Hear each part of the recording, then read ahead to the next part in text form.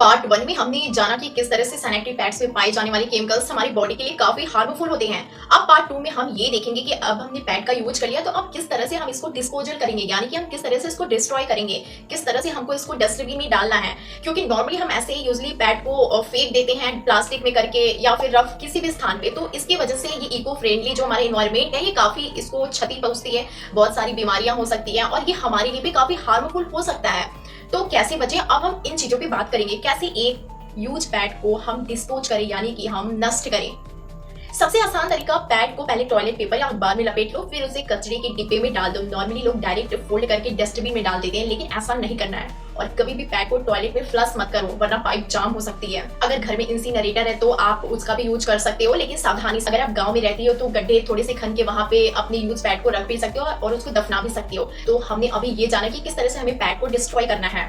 अब हम बात करते हैं कि हम नॉर्मली कपड़े वाले पैड यूज करें या फिर डिस्पोजल यानी कि जो रैप करके फेंक देते हैं वो पैड। स्क्रीन पर आपको दो अलग अलग पैड दिखाई दे रहे हैं। ये है कपड़े वाला पैड जिसको हम बार बार धुलकर सालों तक यूज कर सकते हैं, और ये है डिस्पोजल पैड यानी कि एक बार यूज किया फिर फेंक दिया। देखो दोनों ही सेफ है अगर सही से इस्तेमाल करो तब।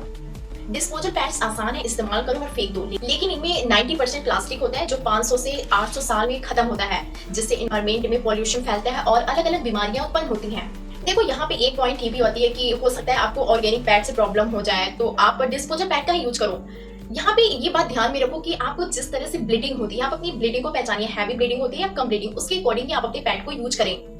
अगर आप किसी भी पैड को यूज कर रहे हैं, चाहे ऑर्गेनिक चाहे डिस्पोजल, किसी भी प्रकार के पैड को यूज कर रहे हैं, यूज करने के बाद आपको खुजली हो रही है, काफी दाने हो गए, रेसे पड़ गए, तो आप तुरंत अपने पैड को चेंज कर दो। अब बात करते हैं पैड्स की मार्केटिंग स्ट्रेटजी कैसे, क्योंकि आज के टाइम में काफी सैनिटरी नैपकिन का जो मार्केट है ये काफी स्ट्रॉन्ग मार्केट बन चुका है। टीवी एड्स पर आपने देखा होगा, सबसे सिक्योर, खुश रहो, फ्री रहो, क्योंकि इनको पता है लड़कियां क्या चाहती है, आराम हो, कोई बीमारी ना हो, साफ सफाई हो और सस्ता हो। जो हम चाहते हैं सारी चीजें इनके पैकेट्स पर लिखे होते हैं।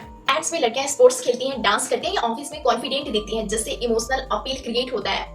एड्स के पैकेट्स पर ultra thin, extra absorb, long lasting protection, rest free जैसे टर्म्स भी लिखे होते हैं, क्योंकि ब्रांड जानते हैं कि कंज्यूमर्स को साफ सफाई, आराम और हेल्थ सिक्योरिटी चाहिए, इसीलिए इन अट्रैक्टिव वर्ड्स का ये यूज करते हैं। अब हम बात करते हैं पैड के अलावा आजकल मार्केट में मेंस्ट्रुअल कप और टैम्पॉन्स भी काफी यूज हो रहा है। मेंस्ट्रुअल कप सिलिकॉन या रबर से बने होते हैं जो शरीर के अंदर फिट होकर ब्लड को एब्जॉर्ब करते हैं, इकट्ठा करते हैं।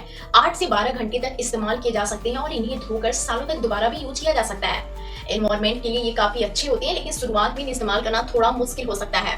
टैम्पॉन्स भी एक ऑप्शन है जो शरीर के अंदर ब्लड को एब्जॉर्ब करता है। ये छोटे और सेफ होते हैं, लेकिन इन्हें 4 से 6 घंटे में बदलना बहुत जरूरी होता है, वरना टॉक्सिक शॉक सिंड्रोम जैसी समस्या हो सकती है।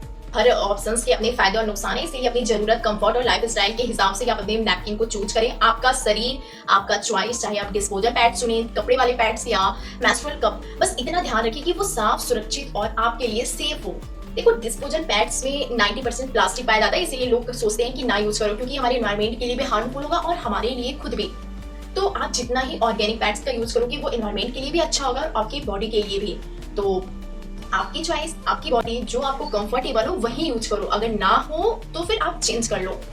अगली वीडियो में आप लोग के कमेंट्स के मैं कुछ जवाब लेके आऊंगी अगर कुछ कमेंट आ गया तो, वरना मैं कुछ मिथ है पीरियड्स और पैड्स से रिलेटेड, उस मिथ्स को मैं एक फैक्ट बेस पे वीडियो लाऊंगी जो काफी शॉर्ट वीडियो रहेगा, 2 से 3 मिनट का। तो मिलते हैं नेक्स्ट वीडियो में, और वो जो वीडियो आने वाली उसको भी देखना ना भूलें। नमस्ते।